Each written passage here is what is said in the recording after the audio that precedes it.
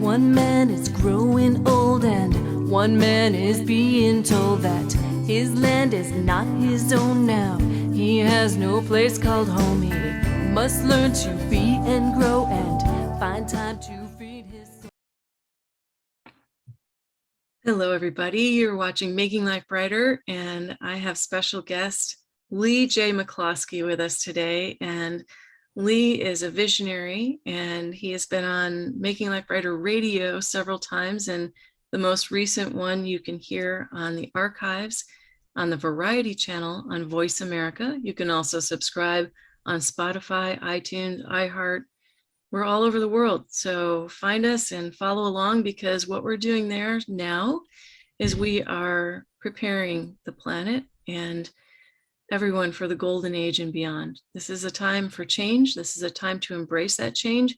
And there is no better guest to have for explaining that change than Leigh. Leigh, thank you for having your time here with us yet again. Welcome back. Thank you. It's a delight, of course. Thank you. Yes, you are sitting in your very own artwork, which is there in Malibu, California, in your home. And for those that have listened to these shows on the radio, the beauty of this, the artistic depth is what I want to say, and the frequency, because we like to talk frequency here in Making Life Brighter, and the frequency in that room is just, it's tangible, and it speaks to your heart in such a way that your heart flows. You can just walk into the room, and by the time you walk out, there is something that has changed, and it's changed forever. It's not just a momentary change. It's something you'll take with you for the rest of your life and contemplate. So Leigh has created a new portion to his three-dimensional artwork painting, which is not just a painting, but it is literally everything in the room, from ceiling to floor to couches to tables to books to everything. And that's why it's an experience that you need to have. But I want to go more in depth with this new next step that you've created, Leigh. We talked about it on radio, but I'd like to expand on it. The mirrored chamber is near and dear to you at this point, for the reflection that we're taking from this point in time and vectoring into the next step. What's the next step? What fascinates me from, if we begin to see mirrors and light and the language of light, light photons are attracted to light photons. And as I was creating, and I'm still in the process, 11 months into it, I started to feel very much like if I were putting tile on the space shuttle, meaning that there was, although it was inspirational, in other words, like the music made sense, that I was not just putting mirrors up, but I was beginning to layer them. They were in certain unique mosaics. They took on different designs. And one of the things that I have learned in my work is get out of the way of the larger communication or communion, because essentially it won't make sense until the drawing is done. It won't, in other words, that large, or you won't perceive the symphony until it's finally captured in this translation. And so as I worked on the mirrors, it became really fascinating to me, because I've spent a lot of time at ancient sites, like many, and I started to realize, actually, when I was down in Tikal, down in the rainforest, in these Mayan ruins, that I said, this is not a religious center as we would think of, but it's actually an amplifier. And that, like in theater or music, when we feel that energy, like if we go to a Stones concert, it doesn't just lift you, it lifts everyone. And this was basically the precept of celestiomancy, why everything was built in heavenly relationships, was because it wasn't about here and there. That's a non-starter in a hologram, meaning that when you realize that there's no there, you build coordinate points. You build that which creates or establishes a structural relationship, a symbolical signature, so to speak, almost like a tuning fork, that allows these other qualities to act not in a, like we'd say with an engine where it's something forced, but ambient, where, and we all feel this, when energies lift us. This is why awe or joy, when we feel that energy, it's quite literally an animating spirit. It's that breath. And I started to realize, working on the mirrors, because no one was more fascinated, because in a sense it's like willingly going mad. The whole thing where you go, oh, okay, I just, and of course my beloved Carla going, you're getting more mirrors, and I go, yeah, so basically there's just this flow of mirrors after mirrors after mirrors. But then it reaches a point, because it's with Mothership, Revelations in Pink, and it strikes me. I go, oh, well, the painting there of Revelations in Pink, Mothership, began with the simple premise of the orbs that I was photographing, and working it out not to illustrate something, but just starting with the shape and seeing, again, almost like that, because an actor, like rehearsing for a part, you don't know, you just keep going over it, and that's sort of your evocation. Then finally it starts to be self-informing. And what was fascinating with her is she became self-informing, meaning that suddenly what she emerged as Mothership, with these twins, with the apple, with the chalice, with the story of the Grail and the journey on the lunar crescent across the ages. I mean, I thought, well, that's a much more interesting story than the one I thought I was telling. So, essentially, and that then goes on to say in that narrative, because as we rise up, we see this reoccurring motif here of the arc of the ancestors, as if we are part of a great journey, and that her crown, beautifully enough, as she says, no, are not jewels, but tears. So as we return home, we must make sense of the sorrows of the human condition. What do we do with the despair? And what is beautiful here is that everything in this immersive environment is that it includes us. It says, like a labyrinth. Well, what if you walk it? In a sense, what if you reclaim that, like the Tao, it's the path, that these things are fixed, but we're the instrument that as we walk it, it'll emerge differently. Your story will be different. In other words, I think that's the beauty of art. It can't be trapped by a type of political reduction, and there it keeps us from our binary likes and dislikes. And I think that's really important. And I think that's why it's in Pink. It's very subversive, because you can't be angry at Pink, and her narrative of it's not So enlightenment, true. it's enlighten up, let's breathe. And that's why it's almost like, if you look at it, as you know, it's in this almost pink, Barbie pink. I mean, it's like you would think you can't tell the riddle of life in Pink, but it does just that. And I really love that it oxygenates us, almost like the kid in you goes, oh, I'm glad I can enjoy the story of who I am without being terrified of it. And I feel like that's why we stand inside of this Mothership, again, where what's fixed. So as we turn away from her, again, like Veneer, but this is different, but everything is like, in a sense, a dance move. We do, and turn your partner. And as we turn, and I really do feel like, and you can even say in this, like turning in the womb, preparing to be born, that as we turn away from direct connection with her, with the knowledge of the ancestors, of the journey of tears, of why do we do this? What is the story of the waters of life? And are those waters really woven of this impossible task that we've been, on forever, essentially? And what I love about the mirrors, because it really adds this sense that the light chamber is actually an amplifier. And like very good theater, here is the story that it's not to leave, it's not to go elsewhere, but that everything here has been saying, look, over the ages, you have slowed down, as Einstein said, reality is thought slowed down to a rate where we can perceive it. And if you think of that as a bullet shot through the pages of history until finally the bullet stops, that it stops here, meaning like Malkuth, there's no further to go.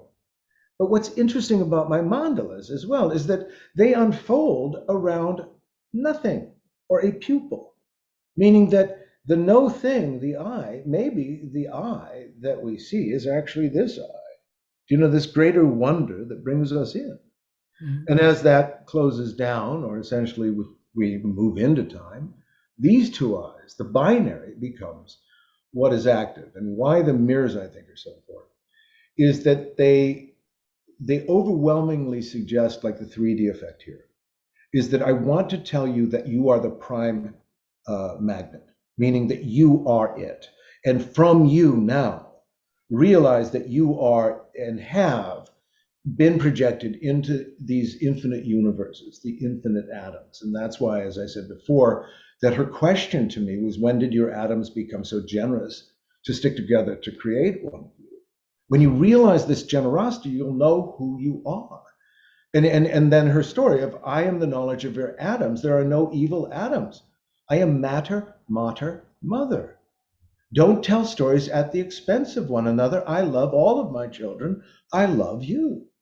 And I think, wow, well, what if it is a meditation on how do we find resolution? And it says, after battling our way, this is what I felt with my tarot. I even, in my journal, I said, I battled like a thicket. I battled my way to your door. Now I replace my sword with a lantern. And she opened the door. And what I thought it was about was, that was what opened the door. And she said, remove your beautiful armor. Where you go now, it will only drown you. And I thought, wow, I mean, I really think a lot of our work is done, but it's telling again a story. And that's why the mothership, the revelations in pink, is so, because it's not enlightenment, it's enlighten up. And when one sees these mirrors and sees yourself, like, it's really fascinating because you can hold just an incredible, really an infinite number of alternate, you can see both your face and the back of your head simultaneously. You can see yourself in time, you can see yourself duplicated. And I'm convinced that when we go back to the ancients, it said, listen, if you can create the appropriate theater of the psyche, you don't have to teach anybody anything. They're woven of this coordinate. What they'll do is realign with their own matrix. And that's why I do think that this is so important, because their archetypes return home downstairs. That builds the foundation, literally, mythically speaking.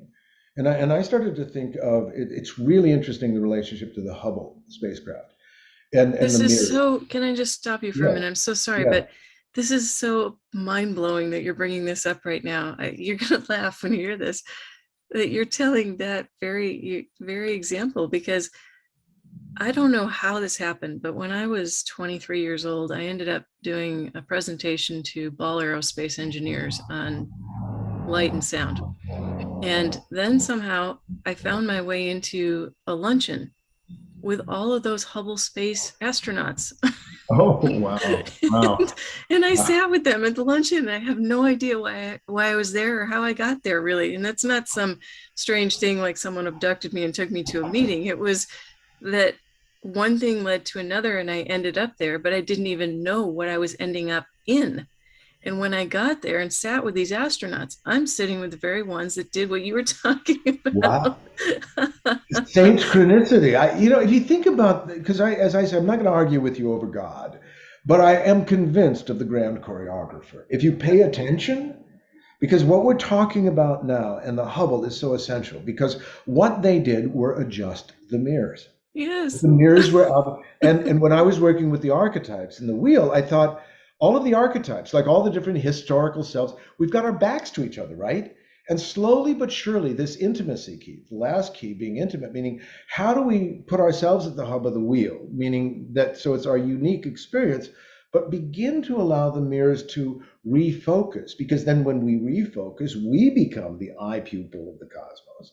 We begin to see not simply the compression of what we think we can't escape, but no, we are like standing under the stars, part of a greater magnificence that doesn't come to us. We must mature to the point where we resuscitate ourselves. Because if you think of this going from a Piscean childlike relationship of reward and punishment in the psyche, the building of the ego, to this relation, that's why the feminine here, that's why mothership. I'm convinced why the mirrors. It's saying, I want to put you in the picture because I want you to know, and also I want you to notice that oftentimes here, I am naked with you, meaning that it's lover and beloved. It's a different level of truth. It's not convincing me with your grand politics or proclamations, but what do we get, from this intimacy? And part of the narrative here, and I think it's really a beautiful part, and part of what mothership's getting at, is that we must think that maybe, and this is the story of Tor and the ancestors, the elongated head that reappears here, that she's saying that maybe, just maybe, we have taken this extraordinary journey, this adventure in consciousness, forgetting who we once were, and going through these ages until we finally realized that we were lost in all the mirrors of self-reflection, because like an infinite probability field, we had to Right. incarnate into all of those atoms. And that's why, even going back to the Hubble, it's really interesting to me, because the Webb now, the Webb telescope, which is clarifying, what's happening with a lot of the work here is that it's like the Hubble, that these more beautiful looks into this greater uh, cosmos. Now, as the tide comes in, like the Webb, it's not. It went from the adjusting of the mirrors downstairs with the archetypes, finally saying, "Come home. Let's tell. If we don't like the story, let's not make our story about what we don't like about the story." Although, it's like, oh yeah, let's rethink how we contribute. And that's why I think, again, the deeper symbolism here is that we've, as community, I've always had an open invitation. Come on over. Let's. Even when I was doing Dallas, I was studying theosophy here, and that was open to the public. It You, wasn't as many people took it up, but I thought, you know what? Let's just offer, why don't we give space for these things? And maybe that's the change going on, because everything happening here is that the despair is looking away, and that again, the narrative of all of this is with the glasses, with the mirrors, is I want you to look at things in more than one way. I want it to be that you begin to feel comfortable that your first relationship is with the creative spirit. We live in a world where art only matters if you make money at it. That's why this is my home. I've insanely realized how not to make any money at art. And it takes me back to a much more ancient sense. Like, and that's what I do. There's even an article, I'm the last of the cave painters, but I do feel that. I feel like the optimism it's brought up in me is to say, look, the darkness, the evil, the difficulty, the bad guys, the good guys.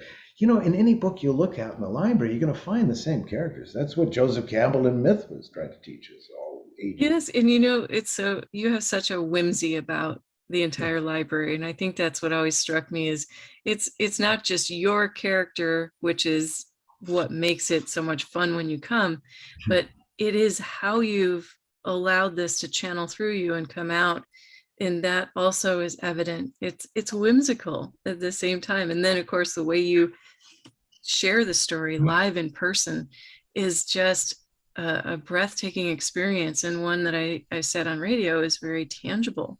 It's something that you must take in, because you have such a gift in explaining it, that what happens with people is you're hearing him, you're listening to him, and then you lose yourself. And now you're in the story, and he is truly the storyteller. He's sort of the guide in the middle of his own artwork and journey, his own divine insight, which is so cool. This is what makes it so beautiful and poignant. On every wall, at every turn, look down, look up, left or right, you're noticing so much that your soul is delighting, and you can feel your soul lift. And then the colors that you've used, I have to say, did you know that you would use those colors? Did you recognize this is what it needs to be, or did it just evolve? No, I'm an idiot savant. No, again, it's a bit. I'm really very, and I see sort of the choreography of my life, why I was an acting professional, what that gave me in the study of metaphysics and esotericism, is that capacity to get out of the way.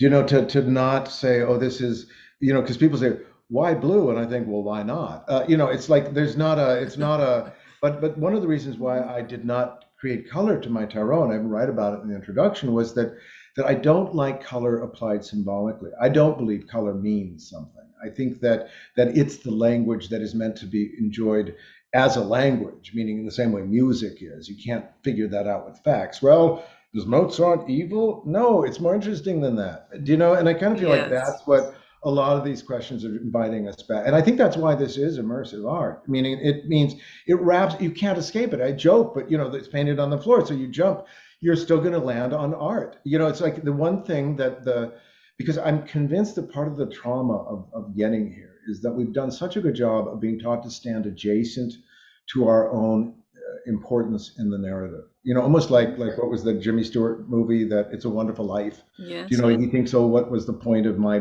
being born? You know, and he sees just what would be meant, you know, had you know. And I think this is what's missing, because we had on this journey of developing the ego a sense of enlightenment, my transcendence. But if you think about, like, as a dad or a mom, you don't want to transcend your children. You don't want to get rid of your, you know, it's like, if that's enlightenment, back off. You know, it's bad theater. I don't want to disappear. The third act is where I disappear in a puff of smoke. It's like, well, you know, it's almost like I really want it to be like almost like you'd say, the story is so well known or done, you know, in a way that you put the book, like when my dad died, oh, it's so beautiful. I saw his book of life squeezed, the waters returned to the waters, but there was this sigh, this beautiful sigh that said, ah, but now it's been lived. And I went, wow, what if that's who we are? You know, what if our heroism is that we're willing to live, and that we really are journeying back toward a story of how do we put it together in a way we can live with? You know, how do I, in a way, turn down the things that make me angry and turn up the things that allow me to feel at peace? Only I can do that. And I think that's why art is so imperative. Because art, if we move away from a consumer model of what art has become, or a critical model, and say, actually, art and the tools of music, of poetry, of painting, if we don't want to make it a profession, that's why I feel about acting as well. I wish we could move away from professions and start to understand them as dynamic tools for creating plasticity in the psyche, a capacity to trust the hands. My father always was a painter. He'd always say, you know, these are not your hands. These are human hands. These are ancient. These hands sculpted the Pieta. They painted on the cave walls. They strangled people. These are not just your hands. And you think, wow, okay, I've inherited quite a story. So how do I live with it? And this is where I feel that why it's so imperative here is that the mythic here, the unexpected mythic, is weaving itself into the context of the ordinary. As if to say, look, nothing becomes airy-fairy. The books are still books. You know, the heron, the phoenix behind me, this story of this chair, that one who sits here becomes the phoenix, becomes the truth that you are not born into time. You're born into creation. You're whole and holy. And the only way you can, like Dorothy and the Wizard of Oz, right? The only way you can know this is to come full circle, to sit here once again as the art form of consciousness. And not because you ever got it right. We always get it wrong. It's what we do with it in spite of that makes it so incredibly extraordinary. I mean, this is why these other energies leave us alone. I really get this it's like Star Trek, like the Watchers, and it's beautiful because their deeper story is that we never intrude. We honor you as creative beings. And the last thing we want to do is show up. We want to create the context where you show up, where you begin to trust. That's why crop circles, this I think is a human crop circle. Why we don't tell you who did it is that's not important. This mystery isn't an Agatha Christie mystery. It's not figuring out who done it. Who done it, been done it all the time across history. You know, that's an archetype. It's not a person. And when we start to free ourselves, we start to put ourselves back in a narrative that is saying maybe the last key for all of us is to integrate where we love. And maybe the altar to what we love isn't to impress others. But like here, I said, I could close the door here, right? This just reached a point where I said, welcome, come on in. But this was really, it's a private space. Right. And I'm convinced the human heart needs to know that one of the great questions we need to ask is, where do you feel safe? If you can find that, then you can start to tell a story that isn't about impressing others or shouting at the fear of the dark. It's relocating yourself at the center of this eye, a greater wonder that brought you into this world but never sees, and waits for these two eyes that sees the differences, like the notes on the piano. Can you please trust that your music, your unique book, your unique spine, your unique reflection is essential to the greater weave of who and what it means to be human? You are essential. And you can't know this in the noise of the world, but you can know this in the essential quiet of the heart. And that's why, again, this is a cave painting. We're the technology. We are the outcome of a vast journey across the ages, based on a question, what does it mean to be human? And we have such dignity as a species of consciousness that we do not claim what we do not earn. And that's why this is my home. The wife's not interested in excuses.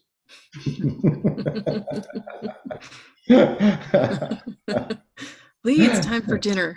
Yes, exactly. Yeah, yeah. There's laundry to be put in the dryer. Well, let me ask you that is certainly a summation that is poignant and deeper than most people are willing to contemplate. And yet Yeah. we're coming into this time where it's being offered up, and consciousness change is so valuable and becoming more valued even by younger souls, or maybe old souls in young bodies. But the chair that you sit in right now, the chair that you're speaking of, or the chair that's behind you, is, when you sit in that, is that considered sort of a 0 point of the room? It is. It's actually, as in my strength archetype, everything comes into the center of the heart. I actually had an old hippie friend of mine say, "Yeah, no, Leigh, those old hairstyle that, with the women out with the big things over their head. I sit here and I feel this big cone over my head, and I hate to say it, but yeah, in this chair, I almost feel like I'm cheating at times. It seems like every ley line comes right into this place. But then anybody who sits here experiences that, and I think that's the message, right? I wanted to get back to you, that if I told you, it wouldn't be yours, but sit here for a while. Right, you're experiencing it, and it's the gift. That's what you've created, is a library, but you've created a gift for all to experience, and the gift doesn't ever stop giving. And that's another thing that you touched on in one of the radio shows, that it's contiguous. The energy and the gift, the flow through, it continually begs the question. It's always asking. So if you could map out the room in music, it would be interesting if someone could actually take the art that you have created and make it into a score. And I mean, not into one that they interpret, but one that is actually there of the art. Like that's I mean, that's very interesting, because David Wexler, who we worked together and are still working together, he's my daughter's age, but he, early on with the Watcher language, because it's the iteration of entity over and over, but he attributed musical notation to me. And I thought, because when I'm working on this, it feels like liquid music. And even the Watcher language, I created Watcher music because it said, a jazz musician goes, man, it's not the notes. I can read this rhythm. I know this. And that's why I think a lot of this is a training ground, almost like taking the training wheels off, right? Where we start to reanimate these qualities, because we begin to trust this other flow of energy. We start to trust this, because I agree with you. I think that this is symphonic, and that it's silent. It's the voice of the silence. It's silent music, essentially. Absolutely, absolutely. And hello, Carla. Hi, Carla. Yes, we can hear you coming up the stairs quietly. See, it is time for dinner, but you can't go just yet. Wait a minute. No. The number one the number one thing that stands out to you the most in all of your artwork is that it's become, over the years, a living being. That in all of the parts, that as I was working on them, the drawings, the paintings, that like a huge jigsaw puzzle, I had no idea that the parts fit together. But that as, and I think that this is why, again, that what the art becomes is also environment, meaning that part of its great truth is that nothing is applied symbolism. Everything is inherent. So the below is literally below, the above is literally below. It's painted literally on linoleum, meaning the most ordinary of surfaces. And this is where the art started to teach me about the immersive nature of sentience and consciousness, that when it wasn't to obscure any of the existing forms, but the forms then became the greater canvas upon which this larger story has emerged. that very much as we talk about music, that there are leitmotifs or reoccurring themes that in every direction, because this is actually on the compass, it starts to allow, and this is what I took from the cathedrals, was this lesson that the narrative of who and what we are is not based in one direction, but actually that we begin to imaginatively compose ourselves based upon where we enter. And that's what's brilliant here. Just say, Carla, that's clanking a lot. Carly is eating dinner. She's gonna clink it more. That's your cue to take out the garbage. But I do feel like that's where, because I wanted to, and I think it answers a great question for me. Is we look at again life and art in unique. This work was there, and this was.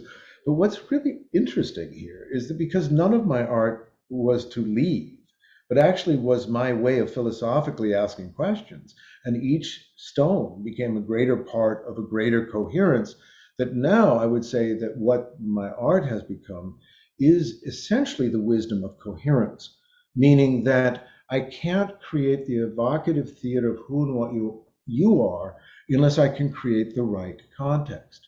So when you come here to a safe environment, your body allows you to feel vulnerable in ways that if you're defending a point of view, you simply can't. And so this again is about how art then going through, and this is what I felt with the tarot. It was one question, one archetype, like one key led to the next. And it wasn't until it came full circle that I saw that it was actually, when it was done, it was no longer about any sequence or time itself.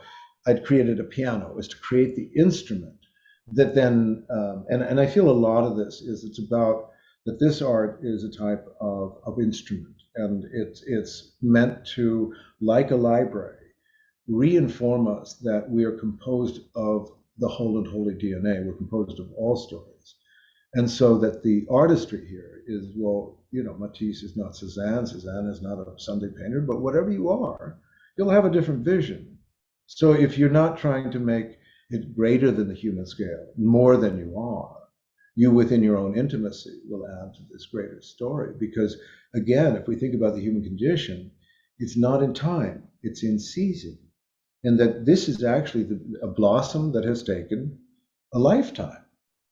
Literally, it's taken me a lifetime for this to emerge into a state where it says, now I just want to hold you. I want to remind you that you're wondrous, that you're not condemned, that although you felt condemned over and over again, it wasn't about that. It was in spite of this feeling. What did you do? And if you couldn't fight the great battles, did you turn and at least honor what you needed to protect where you love? Did you let that? And I think that that's part of the question here is that we've, Joseph Campbell with The Hero's Journey, my question was, well, okay, if the world teaches you how to battle the outer world and fight those dragons, how do you come home? How do you take the armor off? How do you actually get naked again? How do you say, how do you not stay armored?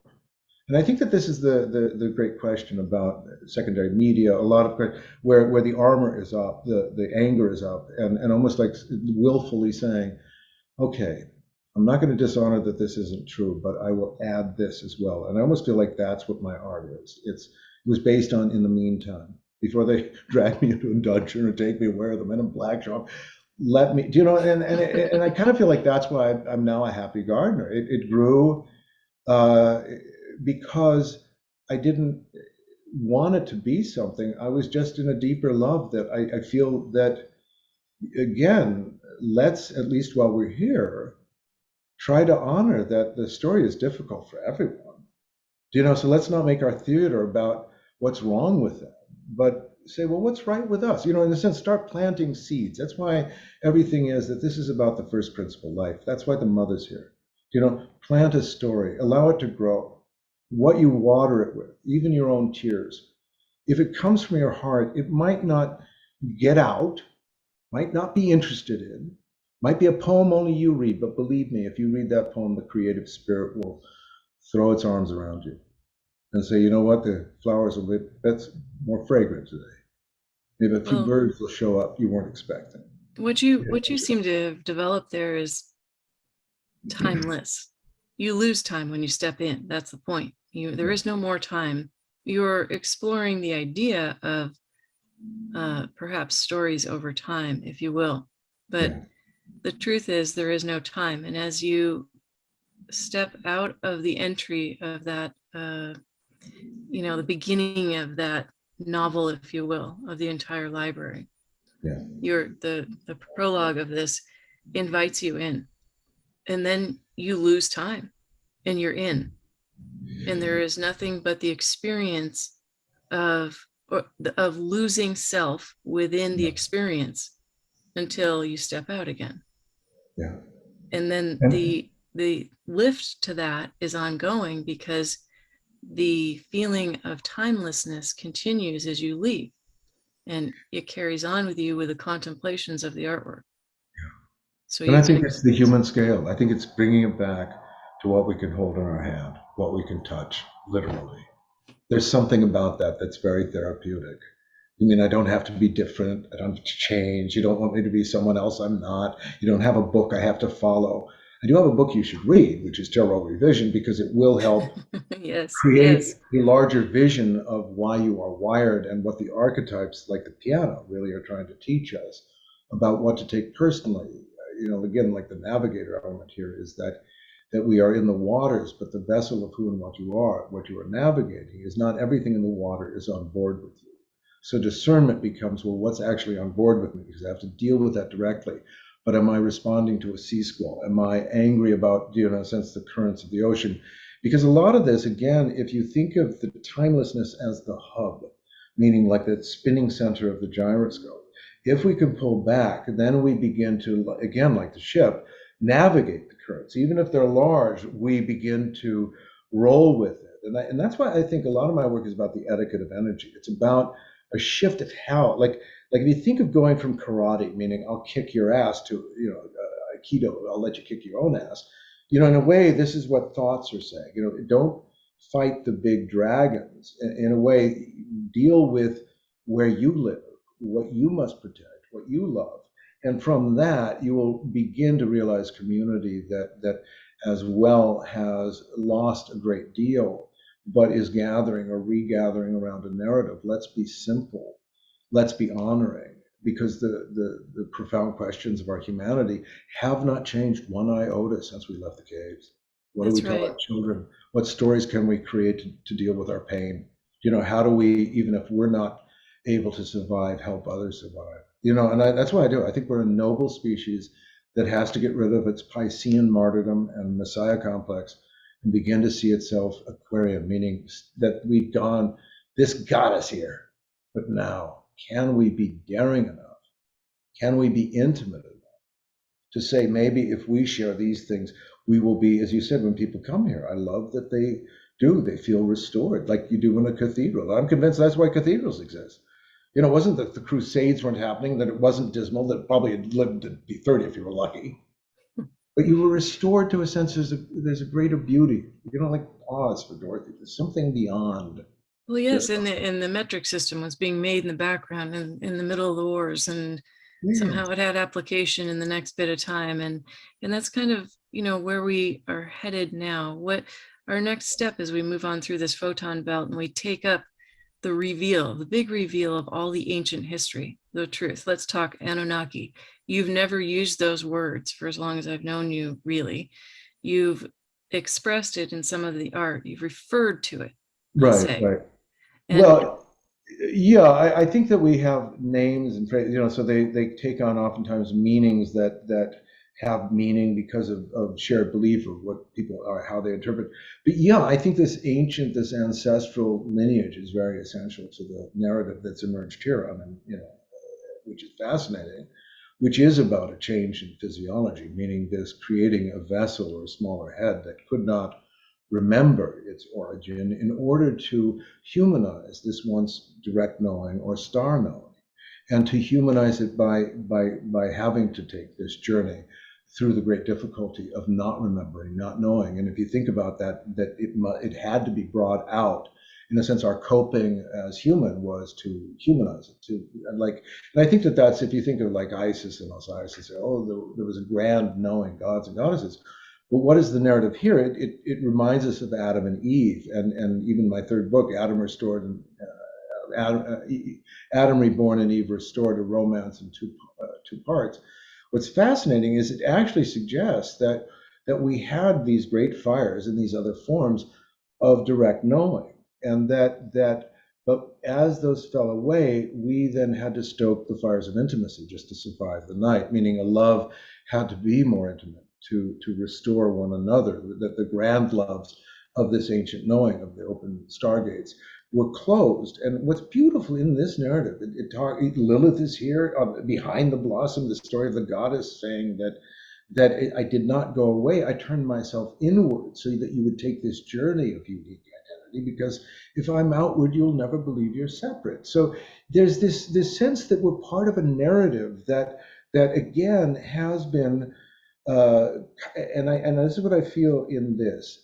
I feel that the sidereal cycle, the coming full circle of, starting, you say, go back Tepe, you start to look at the pyramids, you say, why does it start at the zenith? Why does it start? And like, if you know Ollanta, you say, why are these enormous stones at the top? Why does it become more and more, why is the technology forgotten? And I'm convinced what the hieroglyph of the human soul is saying, well, that was because and what's interesting in the narrative here is that it's like a ship, that what this is about is actually coming over and recentering. You think of the solstice, right? The alignment point, the axis mundi, so that as we stand in alignment, we begin to realize that what was once interactive, this is the knowledge of the manus, of divine kings, the relationship to the great teachers, the divine ones, that narrative, that which built these great things that we can't figure out, we were literally smarter. We had more, and part of the ceremony I talk about with Egypt, with the higher and upper and lower Nile, was that the Nile for the ancient Egyptians was the Milky Way. And the idea of putting these two back together in the mitre was that it was to put back on the knowledge of the Milky Way.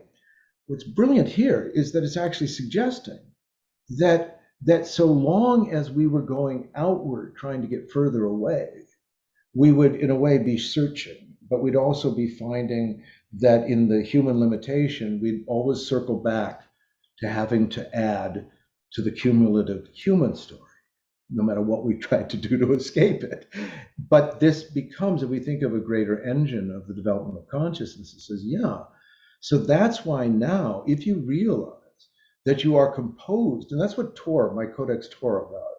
She said, her story is that about 18.5 million years ago, really like scientists of consciousness, but with heart, really had a great fascination with probability, that if you know, you can't be creative in a sense, because you are directly aligned. And so the question was, like the obelisk, how do you knock the antenna down? How do you push Moses out? In other words, how do you get lost in the desert for 40 years?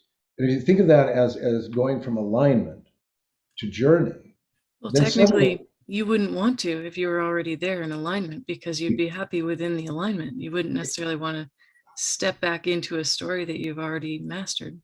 And that's why, for the Egyptians, it was never about progress. It was about timelessness. Create the conditions, the coordinate points that amplify the relationship to the truth of timelessness. But Moses, in the beginning of the Christian tradition, is the beginning of the journey, the beginning of soul building.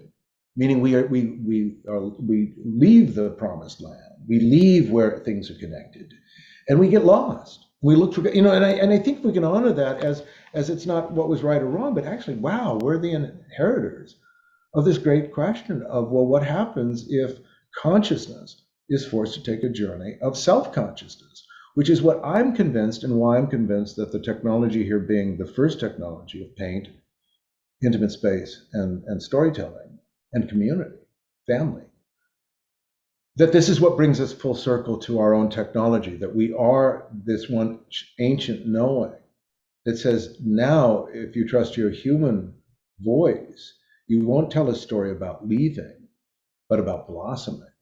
Right. And that to me is why I think this art is getting at, that we are, again, the outcome. And the flower on Sophia's chest, is she says, notice that my flower has many petals, and each is a unique being. My library has many books, and it has your name on it as well. You're necessary.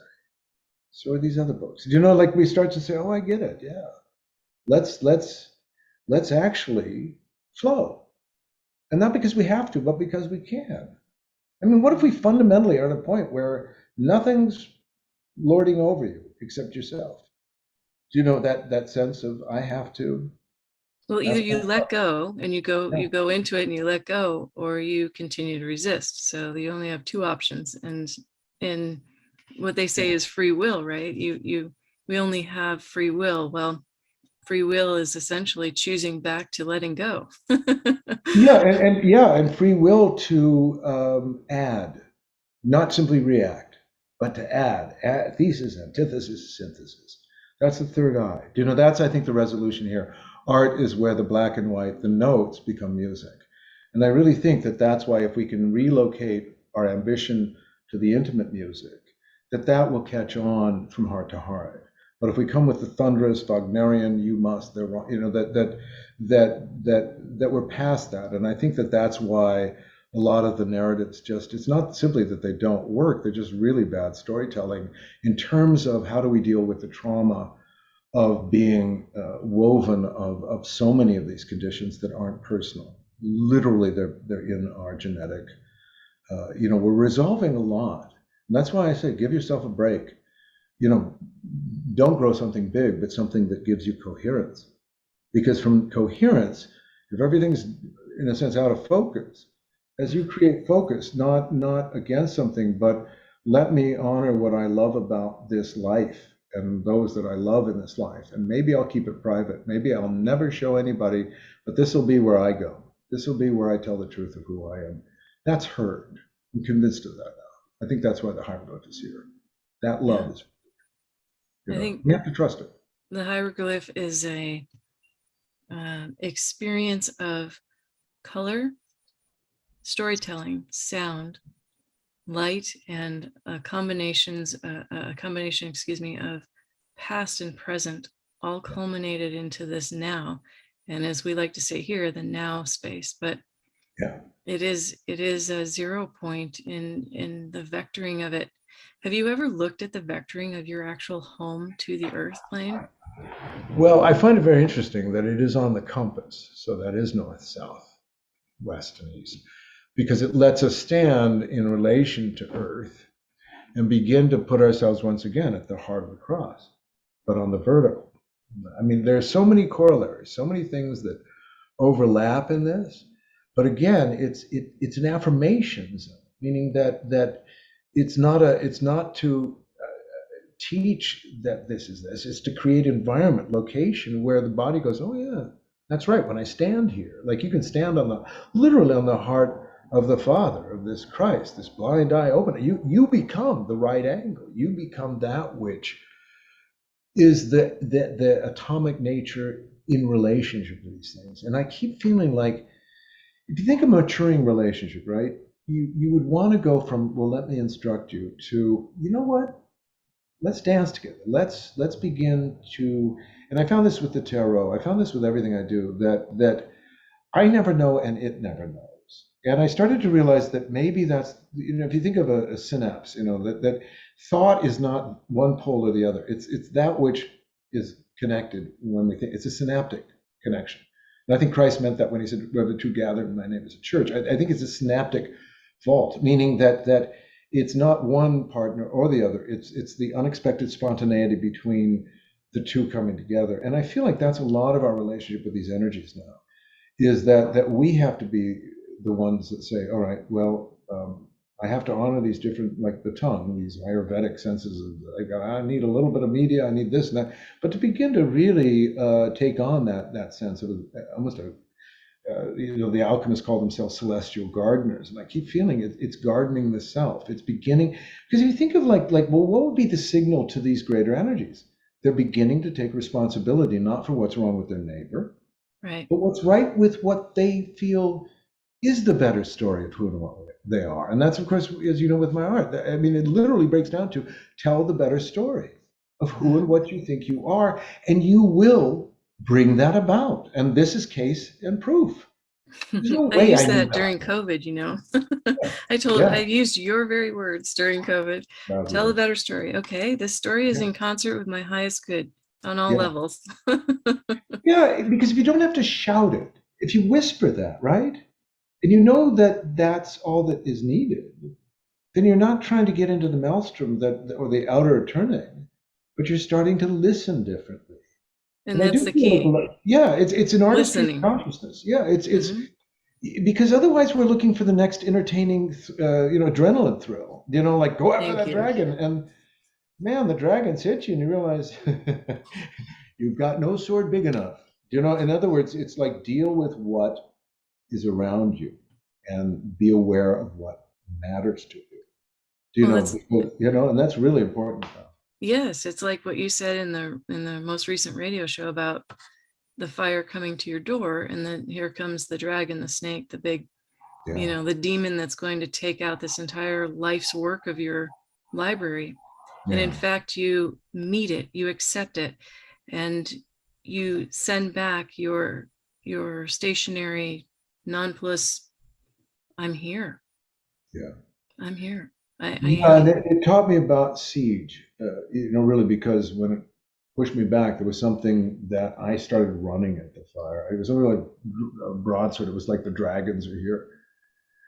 But I realized that it taught me by the energy itself about that under siege, you cannot take on the whole castle. You cannot take on every dragon. You have to know where you are. You have to know what dragon you're fighting. And it really became about, again, everything about focus and coherence. It's interesting that everything in this work is about creating points of coherence, as if to say, look, a bit like creating props for an actor. If you can create the props for the human imagination, like the library, like the piano, then you don't need to explain anything. It Right. explains for those that are willing to participate that it's time for them to appreciate their own story more. And when they do, they create a more appreciative story. I mean, it's sort of a simple math, but we don't think in those terms. Well, it's a Because we're bit, always hearing it's, too far away. excuse me, it's like Sorry. eating well. You eat Yeah. well and you have a better vehicle in which to function, and it functions better. So therefore you have different decision making. Your different Yeah. decision making thereby creates new experiences and so on. It's a cumulative effect of You think positivity. of nourishment as what we take in, not just in terms of food, but the food we eat in terms of the resource we eat. And there's so much decay, there's so much necromantic material that it's like, oh, this is why discernment becomes a key to the present moment. What are you ingesting, and how do you feel afterward? Do you feel angry? Well, probably you've got toxins in there. In other words, you start to do the sense of, is this food poisoning me? Why when I look at that, am I angry? And if I am, what am I doing with that anger? Am I just going back for more? Right. And Yeah. this is again why it's a martial art. It's a re-examining of Hmm. how we have made an agreement to behave in certain ways, that it is essential that we begin to not condemn it, but to examine it. Is this effective? Is this helpful? This is one of the reasons why I don't get into political debates. I never have that feeling of, well, that was constructive. I mean, it's always that people should, and and I just as a storyteller feel like, well, maybe if the world is always full of ire, that we have to look at it alchemically. How can I use the fuel? That was part of my upset about things, was I turned it into my art. When I couldn't Hmm. deal with the despair that was, I turned it into a song, turned it into a poem, because not for others, but just so I could survive. And I always feel Right. like that's maybe our psyche now. It's to do things that help you survive. Don't look for an audience. Don't look for, be there with Thank you. you.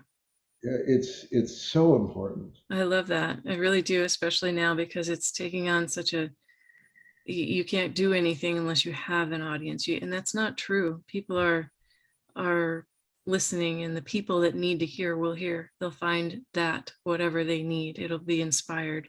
And I think that's the bottom line here. This Yeah, entire library was inspired. yeah, And it wasn't inspired by, hey, come look at my library that I painted.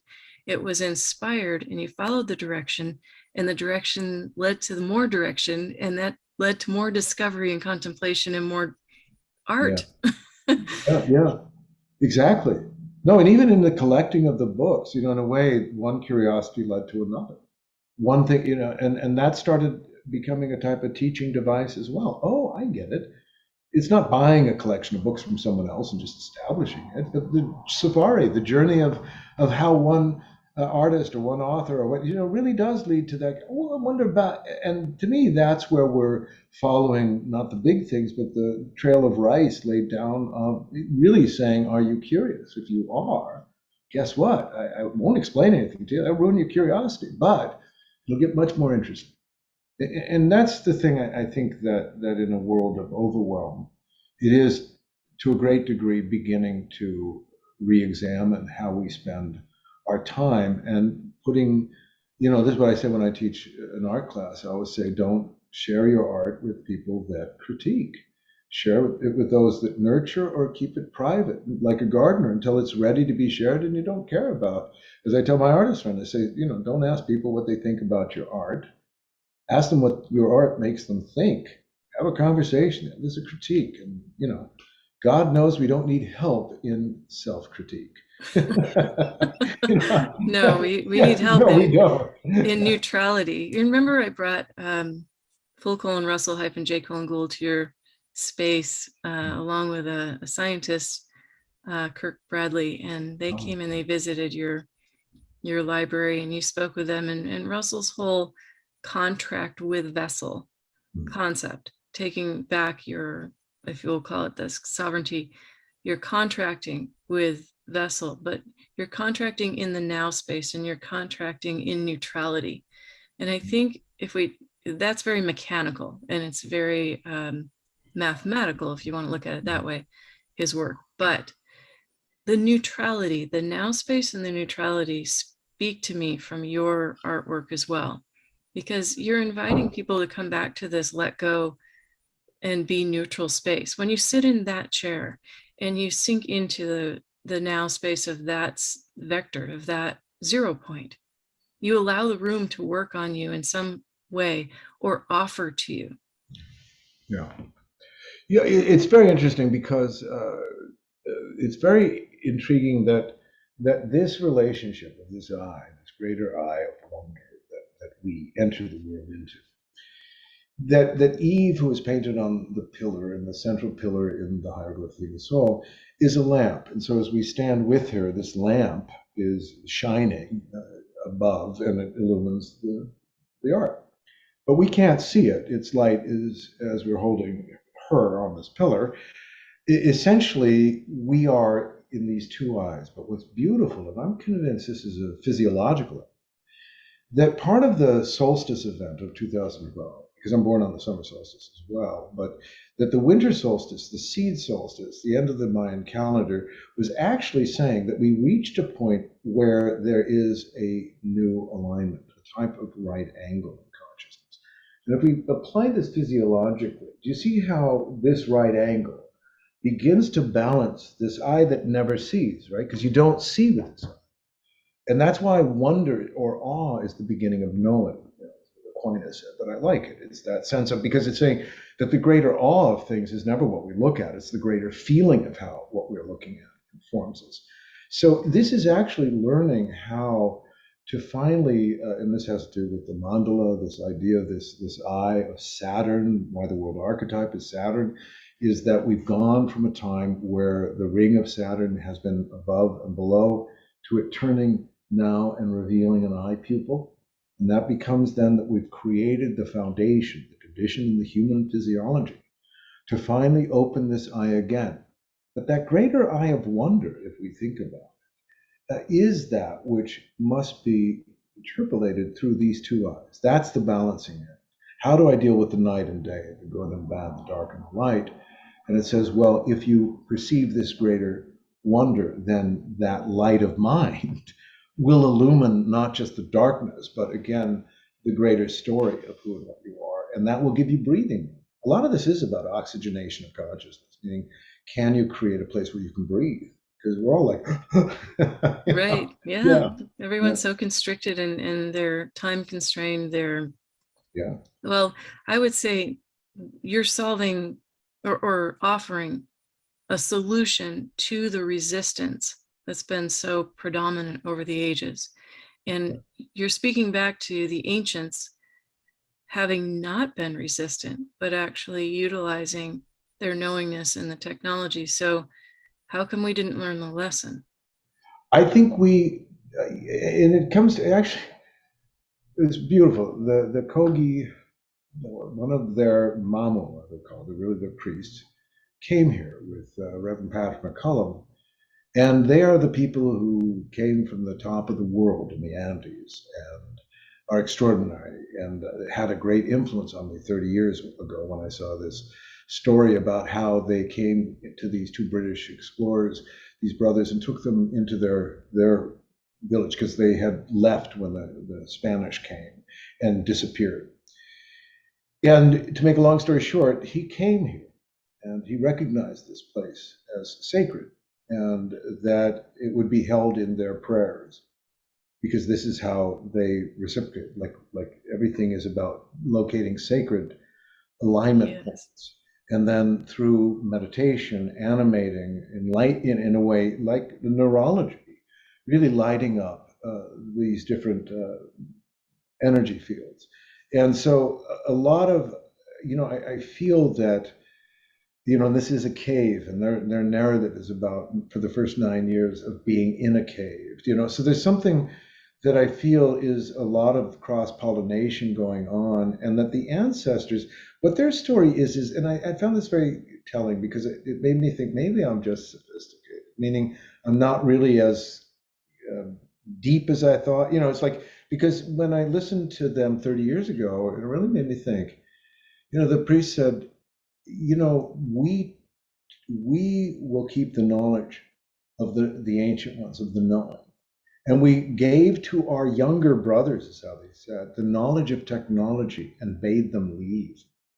And that we are reconnecting with it because the top of the world is dying.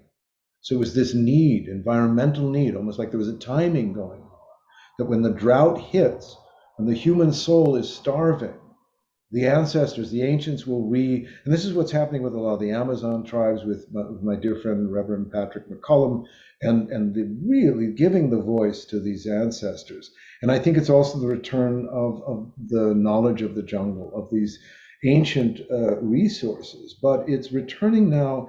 See, I think we left with a sense of connection and we turned a corner and we turned away, we turned our back. So we betrayed energies that we were once connected to. And therefore, when we come back, it's not open arms. It's like you must be worthy now.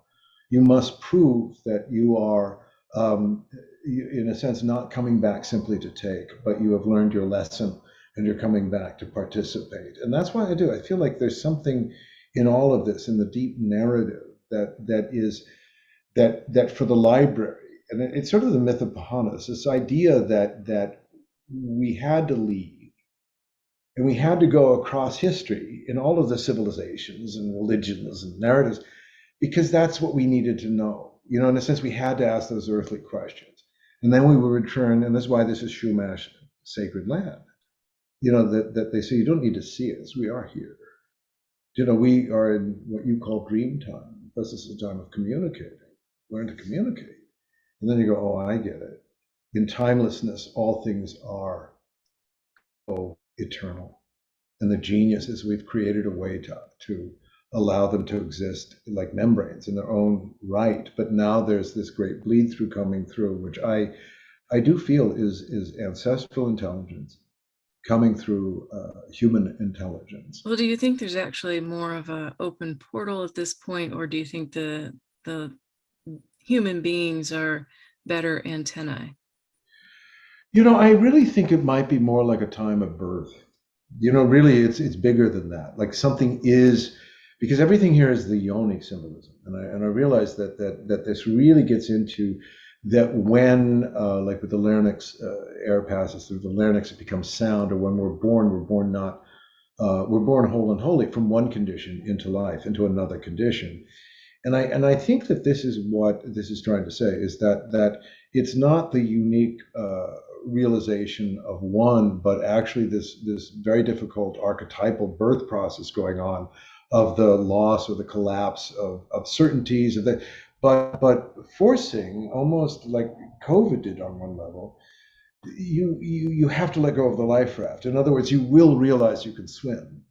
It's not meant to be. In a way, it's teaching that sense of as Buddha would say, resist not evil. In other words, don't attend to the things that attach you. Learn to move into the things that Yes. begin to It's more move the you. Tai Chi than the karate. It's, Yeah, direct the flow. So we I have to. Yeah. no, go ahead, please. No, that's good. There's so much we could talk about, but I really want to bring home to people that your work is found in many of your books as well, and they can obtain those if they like to study it and work with it, and they can contact you. So let's talk about the books that you offer. You have the Tarot series. Let's kind of recap the things that you have created for the reasons of helping people.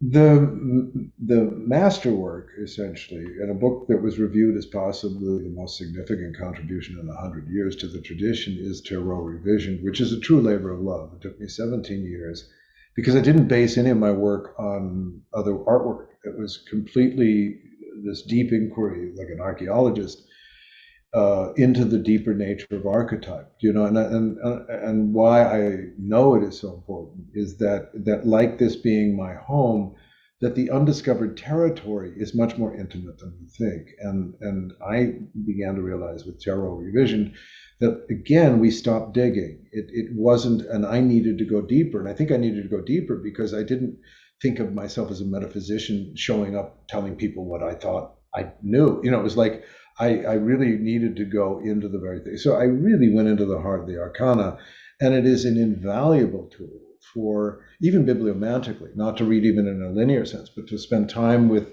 the image. I set it up with a poem or just a phrase so we can look at the image and ruminate on the phrase. So if that's enough, then see where that takes you. And then I wrote the introduction, meaning that if you want to look at the archetype, we can read about that and history and these ideas, which are really fascinating. And then I went into the symbolism of the drawing. And a lot of what that book has, which was missing in the tarot, is a very mythic journey, a type of cosmology. It starts to put our human condition together in a way that we start to see the tarot, the archetypes, like keys of the piano, as part of a larger instrument that, as it is given back to us, as we reclaim it, we start to realize that it wasn't to over-identify with any of these qualities, but to reacquaint ourselves with the truth that we are this. And even in knowing that, it creates more of a spaciousness for human experience. So that's why that is, I think, an essential read. And people can go to my website, Mccloskey.com, and look at the Justice image. You can look at all the images, but you can also look at my Justice article. And I think that that's helpful, get a sense of whether it resonates. And because a lot of this is, and part of almost like a sampler, I feel like there are different ways in with this work, because from the tarot, which is a system, which is it helps us structure the psyche and understand the nature of the psyche. My Phoenix Arise painting that creates a DNA, it started to. My second book is a bit like the rocket book, but it's called In the Splendor. And it really is the revelation of this holographic DNA, and it's about the lover and the beloved and the creation of the DNA. And what is interesting is Bereshith, is oftentimes translated as in the beginning, but it also is translated as in the splendor. And so that became a big inspiration for me. And when I was painting Eve on the pillar, she told me a story that is so prophetic and such an amazing. I mean, I read it and I think, oh my God, this is exactly what's happening. It's called Adam Reborn and Eve Restored: A Romance in Two Parts. And it, as I almost feel like with the Gideon Bible, it's like because it doesn't reject the creation story. But again, like this tarot, it just goes deeper. It says, wow, this is a way more interesting story than we think. And, it's almost like I do. I feel like I just kept digging deeper, thinking, oh, we've forgotten that this is way cooler. And my Codex tour, now those were books that I bound, and I spent 25 years exploring the nature of multidimensionality, and I wanted to do it with my pen and brush. I wanted to ask questions because I know I couldn't go there, but I wanted to know about the nature of consciousness. So I did this, and as it did, it took me deeper and deeper, and finally became what I'm convinced now is a type of emergent textbook in a different sense. We've had textbooks now that have taught us about things and what to learn. And this is saying you know enough. Now I want to inspire you. I want to trigger your own intuitive sense of possibility, because this will allow the music within you to be drawn forth, as if it is a transitional, the Codex Tor, which gets into Tor and these other stories of our ancient, of the divine progenitors, which is also talked about in Adam Reborn and Restored. And then my grimoire, which I created as a book of magical spells that ended up with the Rolling Stones. It's been an odd journey. It's been a tremendous journey, and I appreciate your time with us here tonight. And I know it's been long, and we so appreciate you and what you've contributed to the earth plane as a whole, and to wherever that translates outside of the earth plane, because it's not just the souls that walk in or see it, it's actually emanating. And that, as you said, it's sacred. And I'm really glad you said that, because it is. And the energy is pulsating out. So it's going out into the atmosphere, and you'll catch it if you're attuned to it. And now you just need to go experience it. So you can get Leigh's work at leighmccloskey.com. You can contact he and his wife Carla directly, and he's not on the other side of a fence of a long litany of people. He's right there. So that's the joy of getting to experience this. And I do invite everybody to find a time to come and listen to or participate in what he does there, because it is an experience that is transformative. And that's necessary in this time frame. I think with the doors that are open and say the energies and the ancient truths that are coming back, now you have an opportunity to try that on in a neutral space that's very nurturing. And like you said, it's your home, it's loving, it's safe. And this is phenomenal. So Leigh, is there anything else that you'd like to say that could make people's lives brighter? Well, the only thing I would say in terms of on YouTube is I did a 20th anniversary of the Hieroglyph, the Human Soul. It's about a 7-minute film. It's really kind of lovely. It tells the story. It'll put you in the mood. And I feel like it's let's begin to tell the better story of who and what we think we are, simply because we can. Let's begin with where we live and with whom we love, and realize that what we love is what is sacred. It doesn't have to be something big. It can be something intimate. And maybe that's the key to the future. When everything is swirling around and that we start to refocus our energy, in so doing, we create invitation and we create place for other qualities to join us. And I really feel that if the Hieroglyph of the Human Soul in my home, Olendar, really brings anything to us, it's to say, we have said, at least here, let these things matter. And if there aren't many, then at least let the few of us gather and honor these things. And you know what? Maybe it's not to go elsewhere, but to finally be here now, to be on this plane, and to really honor the fact that, wow, how impossible, how wondrous, how difficult, but how noble. And to finish with Spinoza, all things noble are as difficult as they are rare. And to me, that's our human gift, isn't it? Mm-hmm. And I say you are noble. Remember that. You might not know it, but you've worked very hard to be here. That's the other message. Very hard. Well, we collectively now come together and say thank you. And really, thank you for your time. Thank you for your spirit and your light and your devotion, dedication, and detail. And he just continues on, and he tirelessly shares with people. And there's something that I'd really like to honor in that, because I Mm. know how hard that can be. And it's just your joy, and you bring it to the surface. And thank you. Yeah, So thank you. it's nice speaking with you. And for everybody out there, go to leighmccloskey.com and take advantage of this beautiful living library that he has created. So go jolly, Leigh, and thank you. We'll speak to you again, hopefully. And Yes. you have a wonderful evening out there in Malibu. Same to you, my dear. Thank you so much, Winifred. All right, go jolly.